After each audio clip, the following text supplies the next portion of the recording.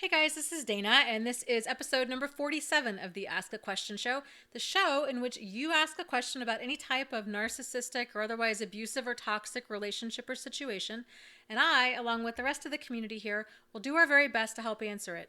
Our goal is to give you the feedback and the support that you need so that you can move forward in getting all of the clarity, closure, and healing possible. And so today's question comes from Mike, and Mike asks, Dear Dana, when do I tell my new partner about my narcissistic ex? I don't want to sound like I'm the problem or that I'm launching some sort of smear campaign against him.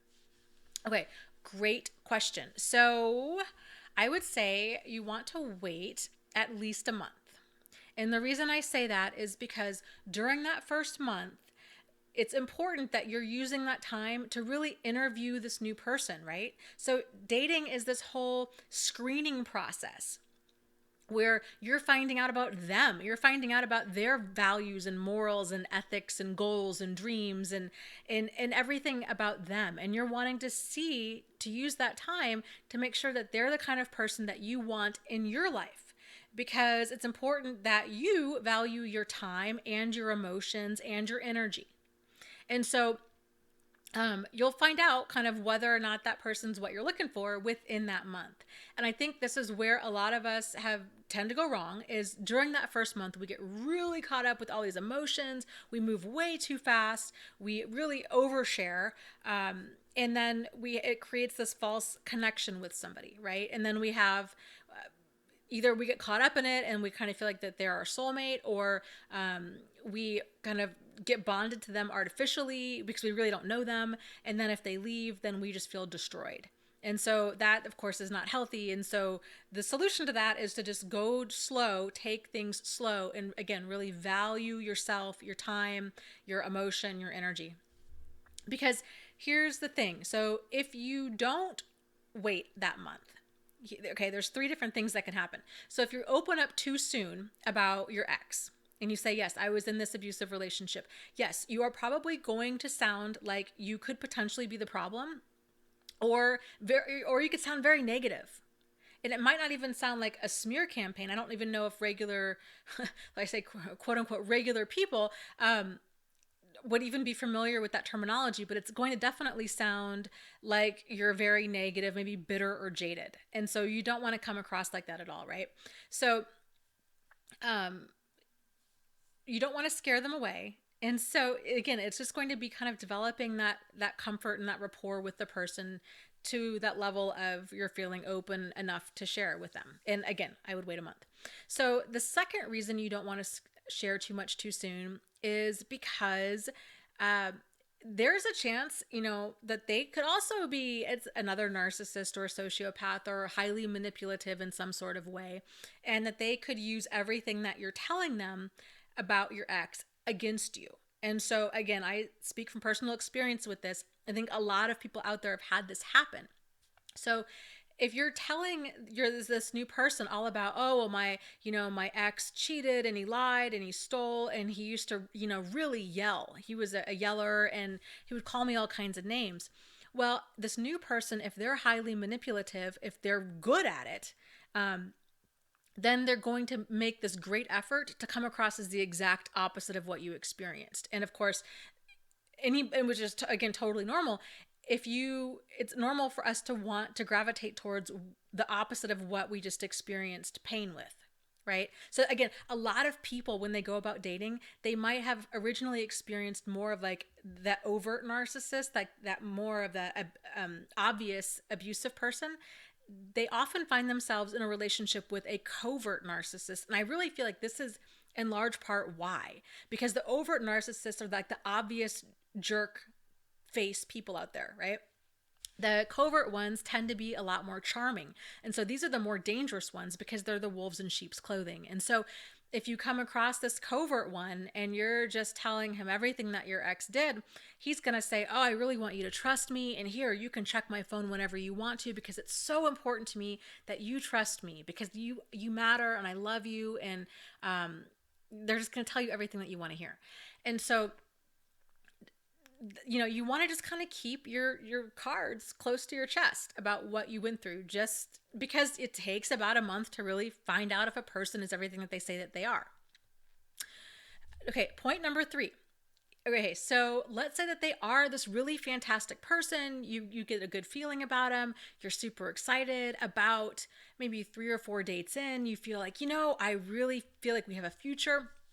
And so you open up about all your stuff, and man, they're so receptive about it, and it's fantastic. And then they open up, and then all of a sudden they start sharing all of their stuff with you, right? And so it turns out that, wow, they've really gone through a bunch of stuff too. Maybe they had an alcoholic parent or an abusive parent in some way, or an abusive relationship themselves. And so let's say, okay, time progresses. Okay, you're still within that 1 month period, and then you find out this person, there's some sort of deal breaker thing with them. So maybe you find out that they're a different religion, or that they really plan on moving to Alaska. They really want to, I don't know, raise penguins. Do penguins even live in Alaska? I don't know. They want to raise, they want to, do the whole Sarah Palin thing, right? They want to live in Alaska, and you're like, oh, wow, no, I live in California. Anything below 72 degrees is freezing to me. This is not going to work. And so now you're feeling like I need to call it off with this person. But it's super awkward because they've shared so much with you. And so, because I think a lot of us tend to struggle with boundaries and being okay with walking away when things don't work for us, you might feel obligated to continue contact with this person after you realize you don't really have that much in common with them. You really, maybe they're cool, but you don't really want to even be friends with them. And so again, just waiting that month, really using that time wisely, and to really screen them. So and two, when you do go about telling them what you went through, realize that it sounds like a Lifetime TV movie, right? So for the vast majority of us, if had we not experienced this, we wouldn't even believe it. I mean, you think about how confused you probably were, right? You probably thought you were alone in this. You probably thought it was your fault, and you probably thought you were nuts. And so then you start finding, channels like mine and different support groups, and you realize, wow, no, I'm not alone in this. What a relief. So if and you experienced it, right? So if they never even experienced anything like this, it's going to sound really wild to think about all of the deception and the lies and the different forms of abuse that you went through. So when you do go about telling them, to keep that in mind and to preface how you're going to tell them, realizing that to them it's going to sound like a Lifetime TV movie. So saying, okay, so my ex, here's a little bit about him. I know this is probably going to sound maybe really kind of over the top or like a Lifetime TV movie. And I get it. It would sound like that to me too, had I not lived it. And kind of, here's what happened. And you might not want to tell it all at once. You might just kind of want to gauge their reaction to it. So, because it's a lot of heavy stuff. And then as you're telling them about your relationship too, I think it does help to come across like you're not the problem, or that you're not launching this smear campaign against them, by having kind of letting them know that you have some insight into how you got tangled up in this relationship. And again, this is not that any of this is your fault. It's not, right? But it's to say, okay, this is how I feel like I got manipulated by this person. I really didn't see them coming. They really just told me everything I needed to hear. I was at this point in my life. I don't know. I really fell for it. And letting them know that, because with narcissists and other abusive people, they are the perpetual victim. They don't show any insight as to that they are ever any part of the problem. And so normal, healthy people tend to have accountability. They tend to see their part in things. And so the more that you can show kind of that new person, yeah, this is kind of what I think was going on, or maybe I'm really not 100% sure what was going on or how I even got tangled up with this person. It was a really wild time. This is why I take a month to get to know people now. This is why I take things slow.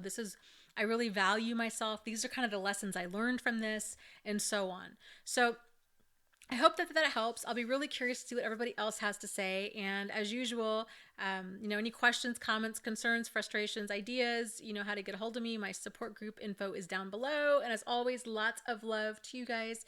You are not alone. You are not crazy, and you really can heal from this. So take care. I'll talk to you soon. Bye.